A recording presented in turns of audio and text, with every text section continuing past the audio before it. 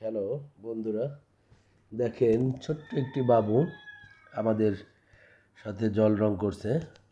ওর দাদার ট্রে এবং রং আমরা ছবি আঁকছিলাম, তখন সে নিজে আগ্রহে চলে আসছে। রং এবং তুলি ট্রেতে কিভাবে জড়িয়ে নিতে হয়, তারপরে কাগজের উপরে লেপে দিতে হয় সেটা সে চেষ্টা করতেছে। এবং তার পছন্দের পাখি দোয়েল পাখি, আমি ওখানে গেলেই আমাকে বলতো যে স্যার আমাকে দোয়েল পাখি এঁকে দেন। আসলে সে বলতে পারতো না, কিন্তু আকার ইঙ্গিতে বোঝাতো। আর তার মা আমাকে বলতো যে সে একটা দোয়েল পাখি এঁকে দিতে বলছে।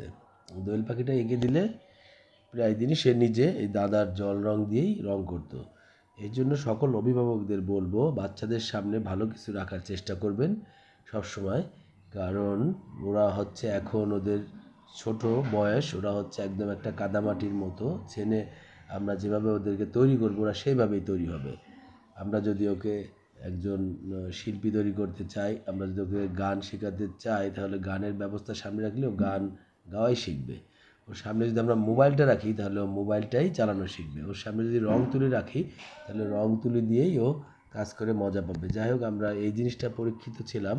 ও দেখেন প্রচুর সবুজ রং ওখানে ব্যবহার করছে দোয়েল পাখির চারিপাশে, এবং আমি লুকিয়ে ভিডিও করেছি বিদায় সে বুঝতে পেরেছে, একটু লজ্জাও পেয়েছে। বুঝতে পারছে যে তার ছবি আমি ভিডিও করছি। দেখেন তার বয়সটা একদমই কম, কিন্তু সে মানে আমাকে খুবই পছন্দ করে।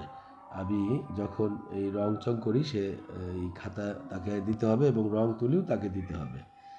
দেখেন সে কি সুন্দর সবুজ রংটা লেপে দিয়েছে খাতার উপরে।